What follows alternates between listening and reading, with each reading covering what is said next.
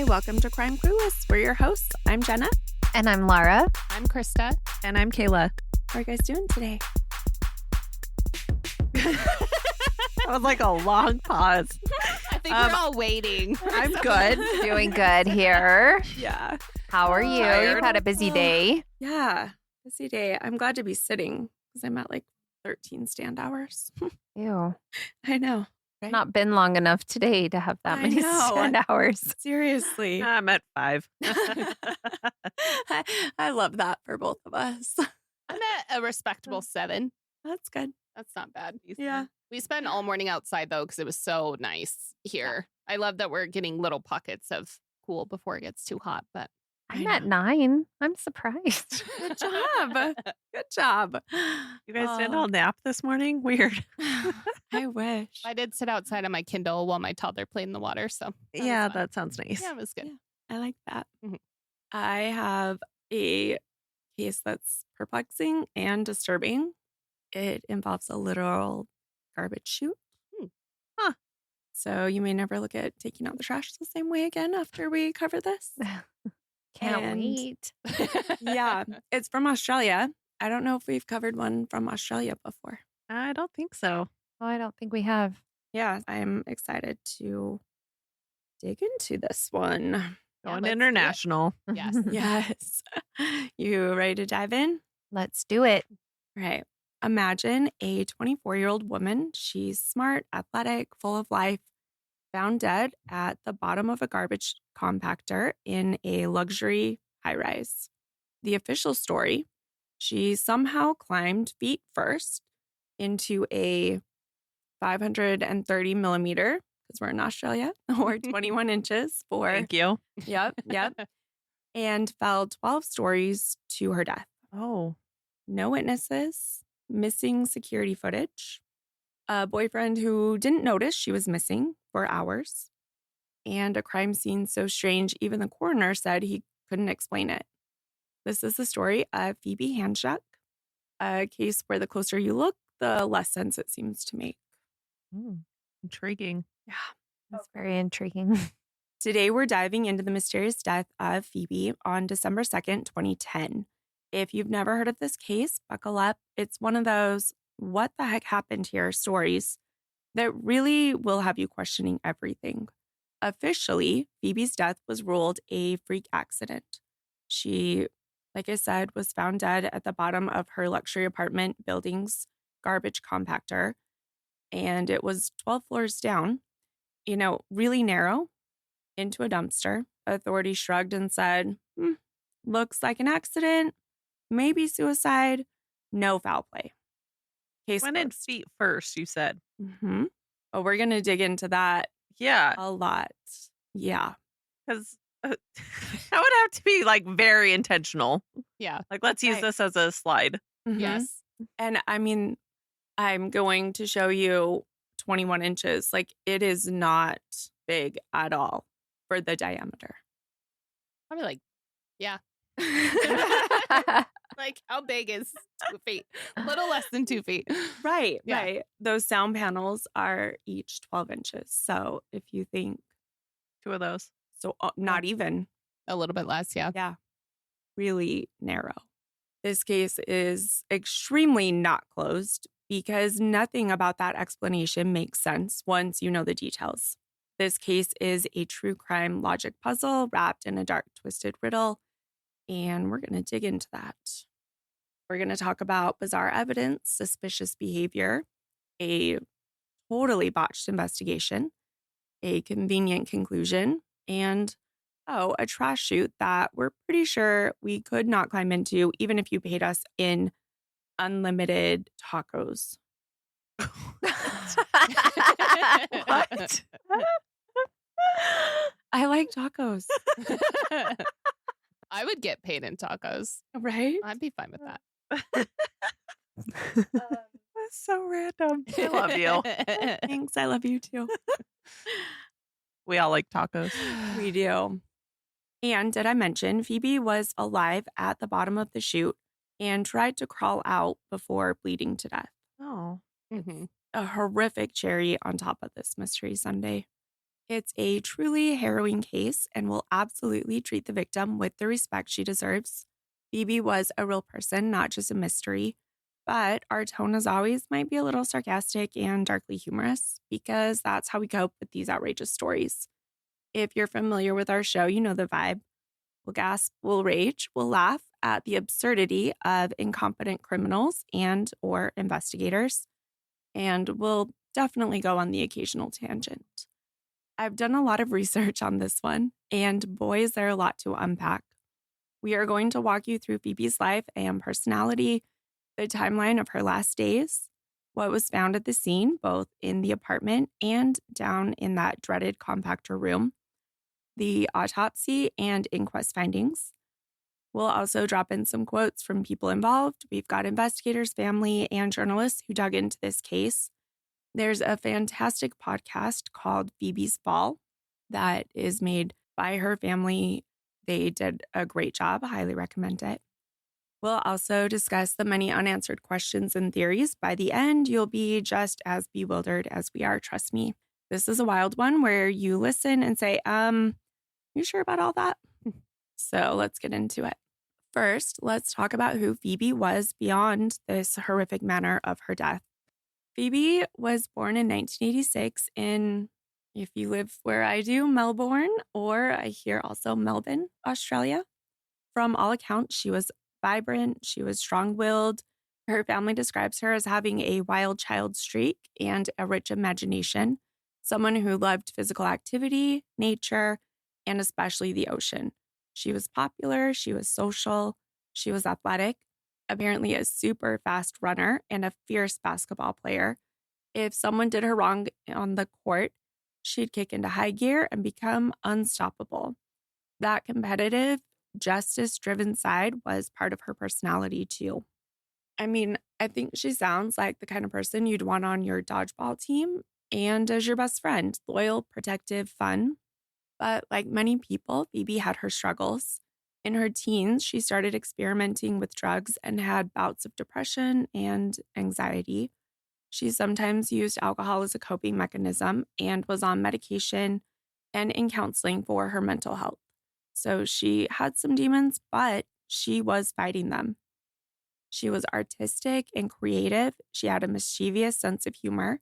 Despite her ups and downs, Phoebe had big plans for the future. She talked about traveling overseas to do aid work in India, for example. This was not someone who had given up on life. In fact, far from it. Keep that in mind when we later discuss the possibility of suicide. Now, in 2009, Phoebe's life takes a turn when she meets a guy named Anthony Hampel. He goes by Ant, which is what we'll mostly call him through the episode. He was a client at a salon where Phoebe worked as the receptionist.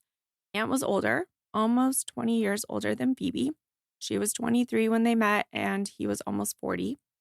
He was charismatic, wealthy. He was an events promoter and notably the son of a retired Supreme Court judge and stepson of a current judge. In other words, he's connected and comes from a pretty powerful family. This is an interesting detail that we'll circle back to as well. Phoebe and Ant start dating. Despite the age gap, it must have been intense because within 5 months, by late 2009, she had moved into Ant's upscale apartment on St. Kilda Road. We're not talking some humble bungalow. This was the Balencea Apartments, a luxury high-rise with security fobs, a concierge, the works. The apartment was on the 12th floor. Fancy living, right? Mm-hmm. Definitely a step up from typical first apartment in your 20s standard. And even though Phoebe was living this high-rise life, it seems like not all was well in paradise. By late 2010, she and Ant had been together about 18 months, and the relationship had gotten a little bit rocky. According to friends and later investigations, they had broken up and gone back together multiple times in the 6 weeks leading up to her death. 4 breakups in 6 weeks. That's whiplash-inducing. It was a lot of drama. They fought about various things. Phoebe's family and friends noted that Ant could be quite controlling. He didn't approve of some of her friends. He reportedly called them, in air quotes, low lives, and he didn't like her drinking. And to be fair, Phoebe was drinking heavily at times and struggling. She had actually told her psychologist shortly before her death that her mood was extremely low. So the picture we have is passionate but tumultuous relationship, an older successful guy who likes order, a younger woman with some depression, alcohol issues, chafing under control, sometimes leaving to blow off steam, then coming back tearfully. That dynamic alone, it feels like a tinderbox. There were even reports that Phoebe wanted to move out or was about to leave him for good. In fact, both her and his family knew things were rocky. Her mom, Natalie, had a Skype call with Phoebe the Sunday before she died, asking how things were going after one of those reconciliations. And apparently, Phoebe just put her finger to her lips, like, shh, because Aunt was in the room. Big red flag, right? Mhm. Like, she didn't feel free to talk openly with him around. It feels very ominous in hindsight. So that's where things stand as we approach the day of the incident. Now, December 1st, 2010, the day before Phoebe's death, something strange happens. Phoebe sends a group text message to her family, to her mom, her dad, her brothers, her grandma, and to Aunt around 10:30 in the morning. This is not your average text. Krista, do you want to do us the honor of reading the exact text? Yeah, the text said, "Hi, family. I'm in bed about to sleep, and when I wake, I will transform into the most incredible human being you've ever seen. Not. I will go to hospital. It's safer there, and I hear the special tonight is tomato soup. Delicious, nutritious. I love you all very much, but not enough to send an individual text. Sorry about that, but time is sleep, and I must be on my way. Merrily, merrily, merrily, life is but a dream. XO." That's interesting. Yeah. That's basically the reaction of everyone who got that text. It's bizarre. Mhm. It ends kind of whimsical. Life is but a dream, merrily, merrily. It also mentions going to hospital because it's safer there and references transforming into an incredible human being or not. Playful, childlike, the tomato soup reference.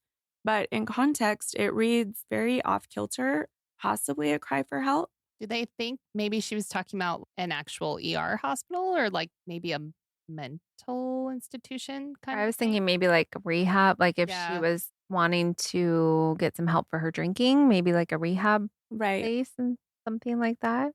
Yeah. Her family was super confused. They're probably wondering if she needs to go to the hospital for real. Yeah. They did try to reach out to her. They called her, text, but they couldn't reach her. Did anyone try going over to the house? So her mom didn't live close by, and she was supposed to meet her dad the next night for dinner. I think that possibly. She also was living with her boyfriend. Mhm. But he got the text He did, too. yeah. Maybe he wasn't there. He was at work when she sent that. It was like 10:30 in the morning. Oh, okay. They couldn't reach her, so right away they called him. He told them, "Don't worry, she's fine. She's just sleeping off a rough night." He said it was a bit of a bender. Hmm. He claimed she'd had a big night out on November 30th and was exhausted. He said she was probably hungover. So, according to him, Phoebe is just sleeping at the apartment. And he's not worried at all about this bizarre text she sent to everybody. No, which Okay. big red flag, right? Mhm. Yeah. They still felt uneasy, but they decided to accept his reassurance for the moment. I mean, they didn't live close by and he was there. They knew he was going back to the apartment.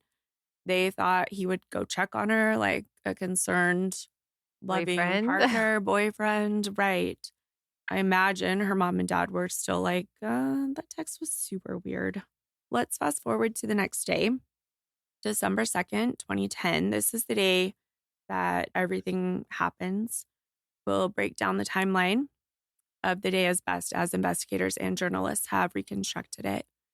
The morning starts off normally enough in the apartment building. Sometime late morning, a fire alarm went off in the building. This wasn't related to Phoebe specifically. It was a random alarm or a drill.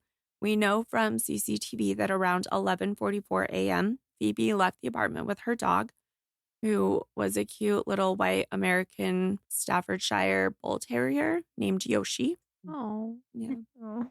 As the alarm was sounding, they went out of the apartment, and then 6 minutes later, she came back inside once the situation was given the all clear. We know at that time, which would have been 11:50, that she's up, awake, it's lunchtime, dealing with the fire alarm like everyone else. This, though, is the last confirmed sighting of Phoebe on any camera. Did any of her family hear back from her? Was there any more text messages sent from her that day? Not that I could find. Okay. That's a good question, though. And like I said, she's meeting her dad for dinner that night. So I think he's thinking, Yeah. we'll check in face to face. Yeah. Phoebe is back in the building by noon. After that, things get a little hazy because, frustratingly, police did not preserve any more CCTV footage from that day, Of course. which we will rant about later even more. What we do know is that at some point in the afternoon, Phoebe started drinking a lot. By evening, her blood alcohol content would be measured at 0.16, which, Mhm. Twice the legal driving limit, basically, a good amount. She also ingested Stilnox, which is known as Ambien in the US.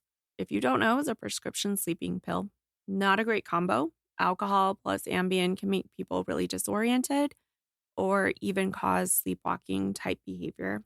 Do they think, and I'm sure you'll get into this later, but we were talking about sleepwalking earlier today. Mm-hmm. Maybe she was sleepwalking and Which, like, you could see if it weren't so hard to get into that chute, especially feet first.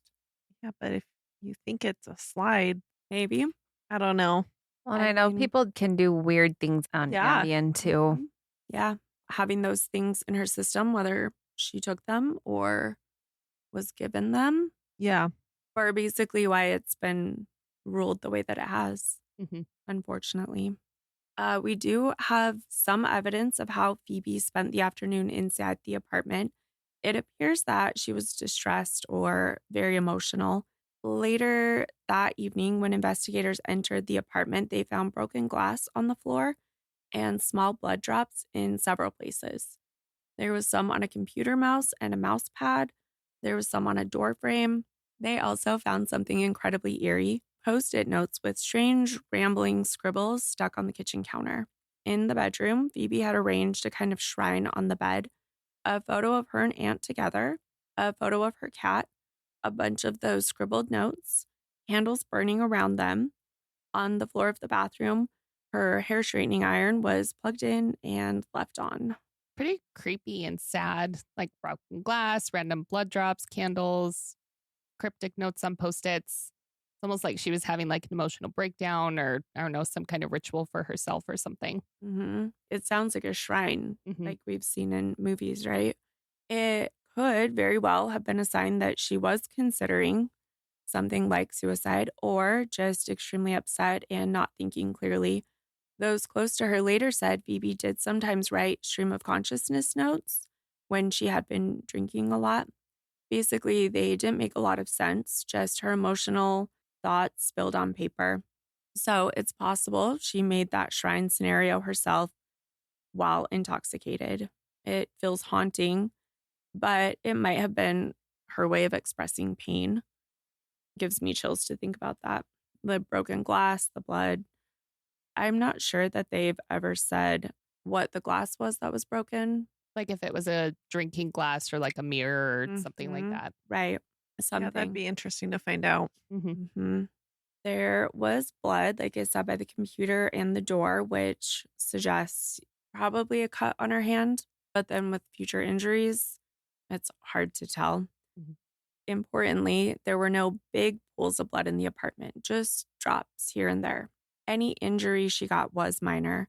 The major blood loss happens later in the trash room. Keep the apartment scene in mind. Let's follow Ant's day on December 2nd for context. He had left that morning for work around 9 a.m. He had gone to the gym before at 8:15. Phoebe was alone in the apartment all day with the dog until Aunt returned home from work. According to security records, he drives into the building's garage at 6:05 p.m. using his key fob to access the garage and the elevator. He goes up to the 12th floor and enters the apartment. By his account, Phoebe wasn't there to greet him. The apartment was messy, courtesy of their dog Yoshi, who had knocked over cushions and been playing with dog toys, whatever dogs do when they're home and bored, right? Mhm. Ant is very tidy and hates mess normally, but with the dog, they all said that he was kind of indulgent. More glaringly, though, he notices Phoebe's purse, handbag, and her keys are sitting on the counter. That struck him as odd because you can leave the building without your keys, but you can't get back in without them. You need the fob to go in the elevator. Can the elevator go down to the main floor without the fob, or do you have to use Mhm. the fob every time? You don't need it going down, but you need it to go up. Okay. Pretty weird that she wouldn't be there and her keys, her bag, they're all there. It suggests maybe she didn't plan to leave for long, or maybe she never left the building at all after noon. One theory is she might have gone to throw trash down the chute on their floor, which wouldn't have required keys, and something happened then. But hold that thought. And also eventually sees the broken glass pieces and the drops of blood around and those weird notes on the counter. Kind of an alarming scene to walk into. If I came home to signs of possible self-harm or a struggle, broken glass, blood, girlfriend missing, but her keys and her bag and everything is there. I don't know about you, but I would freak out and call, I don't know, maybe everyone, my girlfriend's cell phone, her friends, Her family. neighbors, her Did family. she the have her cell police. phone, or was her cell phone in her purse? I mean, if she left all of her other stuff there, did she have her cell phone even on her? He didn't know that. And he didn't even try. Oh, you're saying like it was in her purse, but he didn't Mhm. know. Right. Or maybe Maybe he went through We it. don't know. Yeah. call anybody, Call the though. police. Yeah. Something. According to what we know, Ant's reaction was weird. He didn't immediately call Phoebe's family or emergency services. The record indicates that between 6:05 and 6:51, he just hung out in the apartment. Phone and computer records later show that he logged onto his computer for a bit. It seems like he wasn't sprinting around the building, checking the gym, talking to neighbors, nothing. He, Was she able to go to the gym without her keys? I think she needs some Okay. to get into the gym in the building. Okay. So most places in the building, she would have needed her keys besides like taking out the garbage or something. Right, because that was on their same floor. But I mean, she'd probably need them to get back in the apartment unless she left the door open, but you wouldn't do that with the dog. No, and especially if she knew if he was coming home soon, then I mean, she might leave her keys and be like, "Oh, he'll be there by the time I get back." That's true. Just going to run really quick. Yeah. Yeah. Maybe he thought she was at the gym, Possible. but there's like broken glass and blood all over. You think you'd. And Post-it notes everywhere. And Mm-hmm. And the shrine with the candle and And her straightener on the ground turned on. That's kind of Mhm. weird too. yeah, because she loved that dog so much.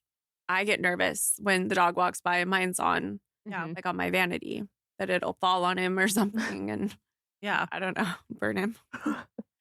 But I wouldn't ever leave it on the floor on with the dogs walking around. Mhm. Yeah. Oh, it's scary. One time I was straightening my hair and Lola hopped up on me and her front paw got caught on the wire and it like knocked it down and it bumped her in the nose. It was not the hot part or anything, but Right. still like It- freaked me out. Yes. Yeah, because it could have been that part. Yeah, could have been bad. Mhm. Yeah.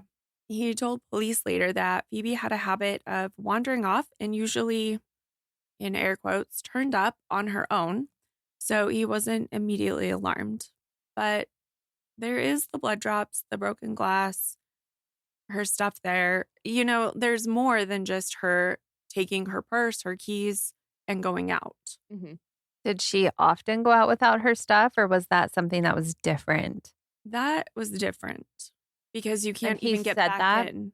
I don't know if he said that as much as like her friends and family said that. Okay. Like she wouldn't have left without those. Yeah, I'm just wondering if he came home and maybe she'd done this before. She'd gone Mhm. out for a walk and then come back and Had to call him to get call in. him or and something. they let her back in, or Yeah. something like that happened. Definitely. If that possible. had been something that happened before, maybe that's why he wasn't immediately concerned. Yeah. Mhm. I don't know. More so, I'd be Interesting. worried about that odd cryptic text in the morning and no one else being able to get a hold of her. And then you come home to that. The text Yeah. was the day before, Oh, okay. but still, But I mean, still, it's yeah. Hey, maybe we just should keep an eye barely. on her. Yeah. Yep.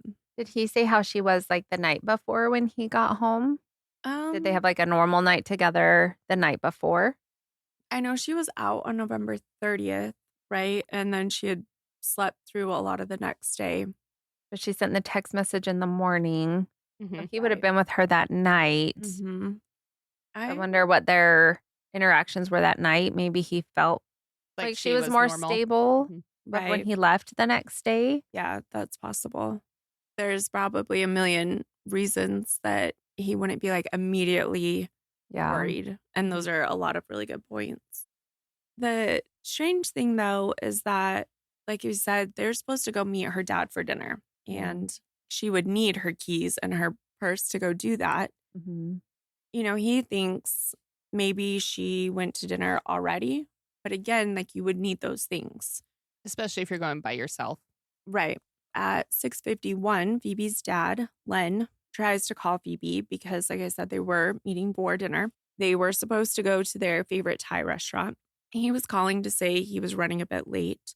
He dialed Phoebe's iPhone, which, interestingly, and this is coming from Aunt, he says that Phoebe had taken her phone in to get work done. And so it was in a repair shop, but she had a second phone that was like a flip Nokia, just like a basic one. I'm trying to figure out which one she sent the text on because also there's not a lot of evidence that her phone actually was in a repair shop or who took it there or when or why. Interesting. Yeah, because you could look at it both ways. Like it just is coincidence that it was that day, or did he take it there to have it wiped or something? I don't know. So her dad tries to call her iPhone. His call went straight to voicemail. Less than a minute later, Len's phone rings. It's Aunt calling him back, which is weird for two reasons. Len wasn't used to Aunt calling. In fact, this was reportedly the first time Aunt had ever called Phoebe's dad, ever. And second, how did Aunt know Len had just called Phoebe's phone? If the iPhone was truly in the repair shop, as Aunt would later claim, he couldn't have heard it ring in the apartment. Aunt says it was just a coincidence that he chose that moment to call Len, presumably to ask if Phoebe was with him or to touch base about dinner. But then you also think about it, like if his call went straight to voicemail, that means it didn't ring. Mm-hmm. But how did he know? Or just a coincidence? I mean, that's a crazy coincidence, but you're right. If it goes straight to voicemail, that generally means it doesn't ring. Mm-hmm. Unless he was using the phone. If he was on her phone or something, then that would have sent it straight to voicemail. That's true. Or if he had it in do not disturb mode or something like that. Mm-hmm. I don't know if that was a thing then. I don't know. I don't think it did, but Probably not in 2010. no. But you're right. If he was like on it and could have just sent it straight to voicemail or something. Where it almost like does ring once, but you click it right then, Mm-hmm. But usually it does ring for the person instead of going straight to like at least one time. Yeah, Mhm. that's true. Well, maybe that is his version of straight to voicemail. Maybe. I don't know. Or thinking back on it, it's hard to remember if it even rang once, but it went To voicemail. to voicemail real quick. I don't know. Mhm. Interesting. Yeah. So the timing, chef's kiss suspicious, but giving benefit of doubt for a moment.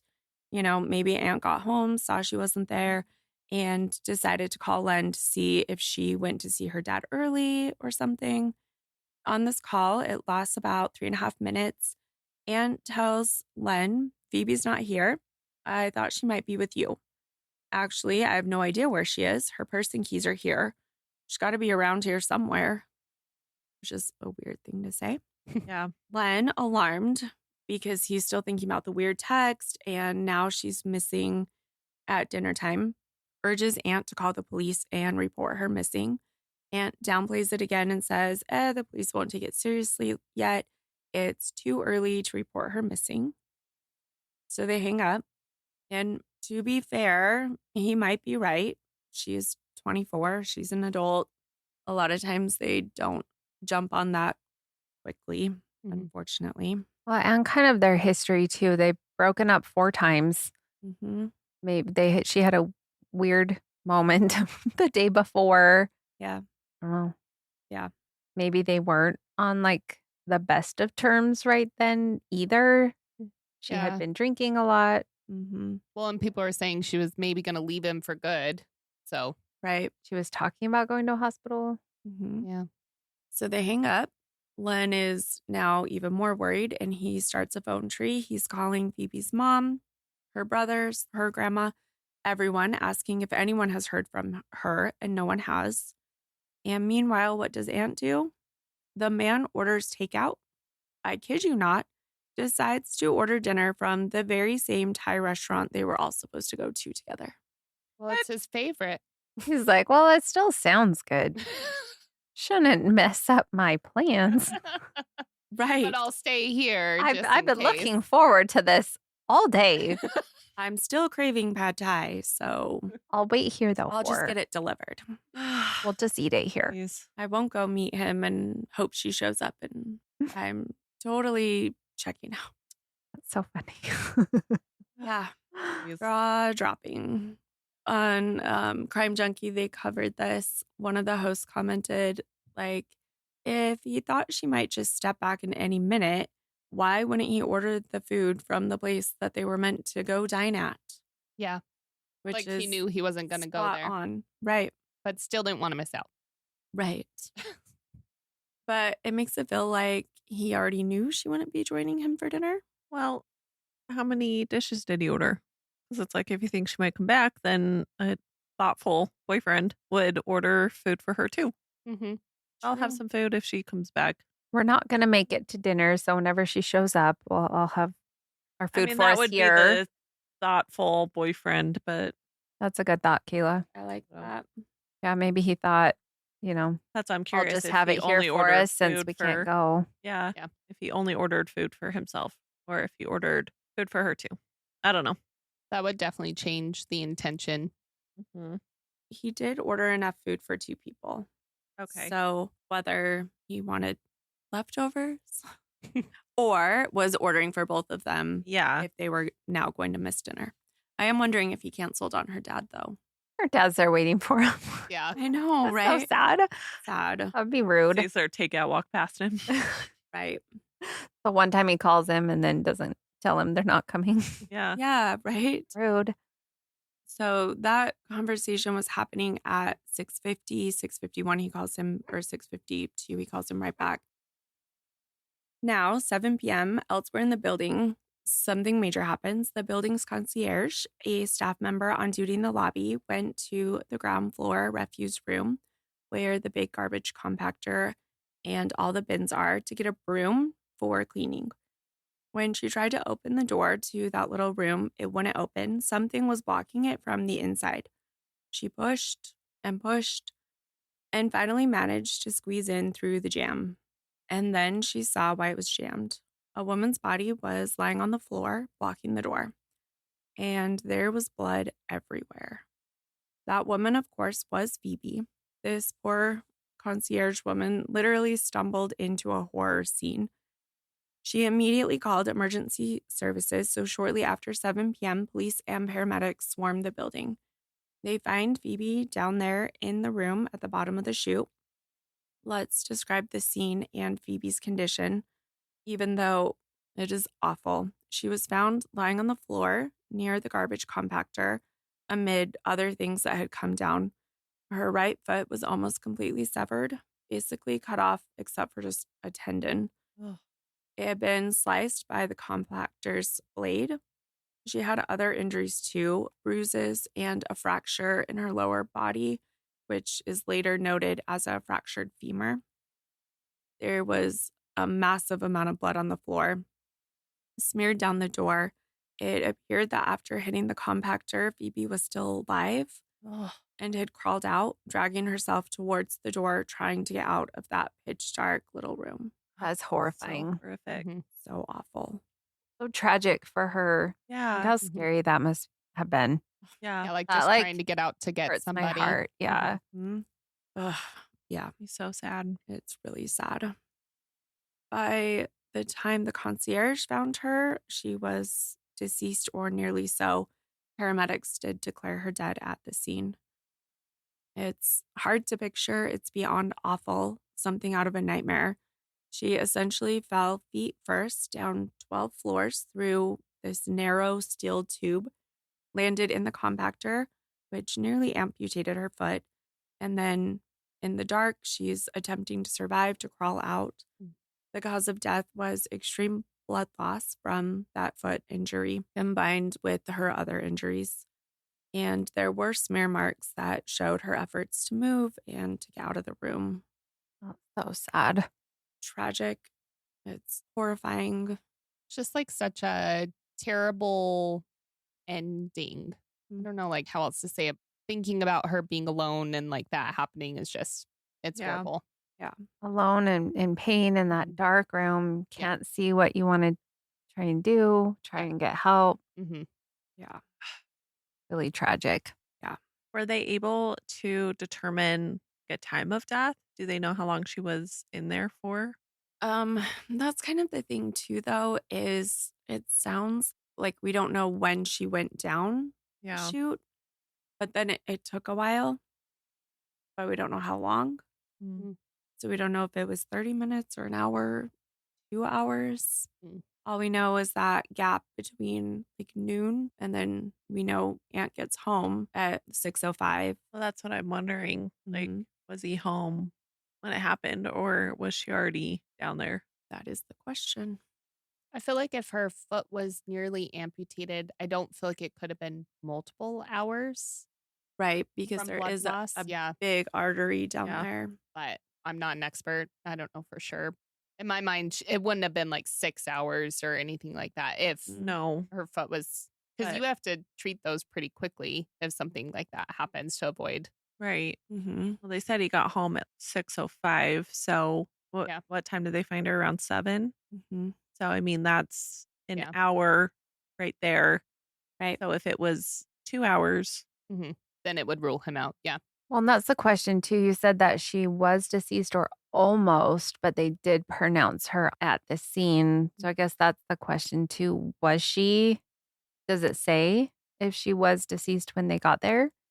The reporting mostly just says, Pronounced at the scene, but like some of it makes it sound like it was like they tried. right, life-saving measures. But they might have tried anyway, even if she had been gone for like an hour or so. Right. Oh, Because you wouldn't know. you wouldn't know. It might have just happened and she just lost her pulse. So they might have been trying to get it back. So it's probably hard to say. Yeah. That I think is why the reporting is kind of hard to Iffy. tell. Yeah, which one? Yeah. I feel like a lot of times they do try life-saving measures Mm-hmm.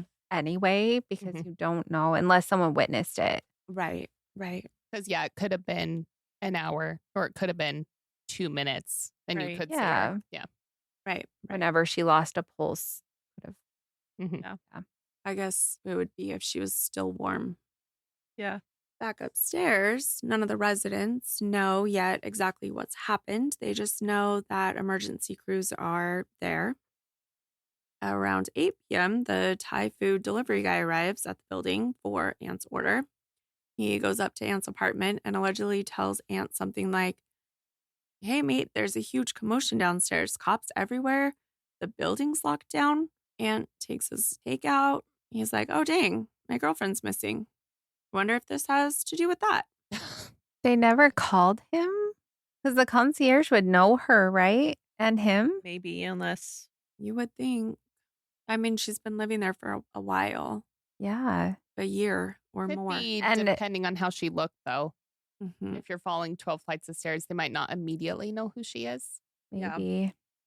But- Maybe if he had told the front desk, Yeah. is she? I haven't seen her. Is she down there? Like in the Right. gym or something? Like, did she leave? Mhm. That's also it's a weird response. I wonder if that has anything to do with that.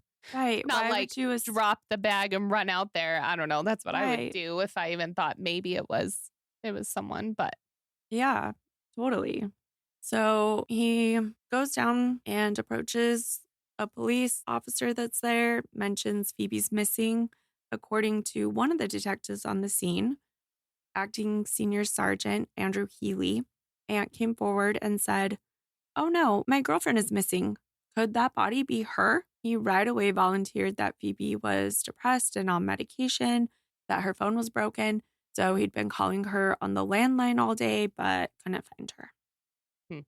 The police at first have not officially ID'd the body. They ask Aunt for distinguishing features. He mentions Phoebe's tattoos. She had a tattoo on her right ankle or wrist, matching one that he had, and one on her stomach, plus a lip piercing. The officers take a look. Some poor cop had snapped a photo of the body in the trash room. They cross-reference it with a recent photo of Phoebe that Aunt gives them. By around 8:20 p.m. or so, they break the news to Aunt. The woman is indeed Phoebe. Mm. He is reportedly devastated. He declines to go view Phoebe's body, which, I mean, I can't blame him there. That's obviously horribly traumatic. Yeah. He does call Phoebe's father, Len, to deliver the news. Can you imagine that call? No. Len later said that he literally sank to the floor in shock when Aunt told him that Phoebe was dead. Then Len had to call Phoebe's mother, Natalie, and tell her she was so distraught she fell to her knees on the street screaming, "No, no, no, it's not true." Absolutely heartbreaking. yeah, that one gave me goosebumps. Mm, Horrible. Yeah. yeah. Gut-wrenching. By later on that night, December 2nd, all of Phoebe's loved ones have now learned of her horrific death. And pretty soon, word spreads about the bizarre way that she died. Because let's be real, this isn't a common manner of death. In fact, the family later noted there was no known case in Australian history of someone dying this specific way. The police on scene initially treated it as either a suicide or a freak accident. They told Len and Natalie that first night that Phoebe had likely plunged 12 floors down the garbage chute and either did it herself on purpose or in some kind of impaired accidental way. The idea they floated was Phoebe got intoxicated, somehow climbed into the chute on the 12th floor, feet first, and went down. No one else involved. They said they'd know more after an autopsy, but they were already leaning towards no foul play. Jenna, do you know how high up it is? Did you see anything about how high up the chute is? It all just says 12 stories. But not like how high it is up off the floor. Oh, it's over 3 feet. Okay. And the door, which we'll talk about more, but it's really hard to open and Mhm. it has a hinge. So it goes back. Yeah. Closed. You listening can't see my arm doing the motion, but it snaps back closed so that, it doesn't get left open. Mhm. And it would be really difficult. I'm thinking of Friends when Rachel's trying to like shove that pizza box in Yeah. Yeah. And it The keeps chute. like trying to close. yeah, and she's like trying to hold it open and trying to shove the box in. Yeah. I mean, if you pulled it down and put your leg on there, Mm-hmm. I mean, I think that would, especially if, Does it go all the Say- way down? well, you I think? don't know, but I mean, Yeah. especially if you're, we said on Ambien sleepwalking, if you think it's a slide or Yeah. something. I mean, I don't know how heavy it is, but you could potentially open it and like put your leg on there and If- sit. I don't know. If it goes parallel to the floor, yeah. I could see I that. think so. If it doesn't, then that would be harder. But if it yeah. opens all the way and then you can, Brace it with your leg. Yeah. yeah, But yeah, if it only Climb up on opens top. like, I don't know, 45 degrees or something like that. then- right. yeah. Then it would be impossible. exactly. All right. We'll talk more about that in a Yeah. minute. Sorry, we're jumping. No. It's good. I bet everyone has the same question. People tried to recreate it. So we'll go over that with just how nearly impossible it is. Okay. But That was like Not- spot on, Krista. Yeah. not entirely impossible, but Hard.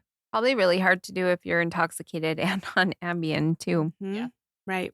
And the other thing too is she didn't have any injuries like on her hands or fingers where maybe it had snapped back when she was trying to do it, Mhm. which That might indicate thought she they did would- it herself. Right. The official stance came within 5 days by December 7th. I mean, just 5 days later, homicide detectives publicly announced that no second party was involved in Phoebe's death, essentially concluding she entered the chute voluntarily by herself. Case solved under a week. That was pretty quick. Mm-hmm. Maybe too quick. Yeah. Phoebe's family, particularly her grandfather, Lorne, who was actually a retired police detective himself, immediately found this hard to swallow. They were right to be skeptical because as the details emerged, nothing about the she just climbed in and fell theory makes sense without a lot of mental gymnastics. All right, so now that we have gone through everything that happened and police have decided this is quote unquote solved, we're going to leave it there for part 1. But when we come back for part 2, we will go through why that theory just doesn't make sense without the mental gymnastics that you need. And we'll have plenty of details thanks to the investigation over years and years, an inquest, and we'll go through all the evidence, forensic findings, and everything. Thank you so much for listening. We truly appreciate your support. If you would be so kind, we would love if you would share our podcast or rate and review.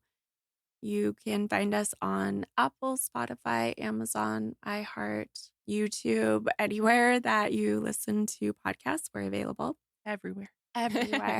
We would love to hear your feedback. Either send us an email, crimeclueless@gmail.com, or on social media. We are at Crime Clueless everywhere. Makes it easy. Exactly. Thank you again. And remember, refuse to be clueless, careless, or caught off guard. Not today, murderers. Bye.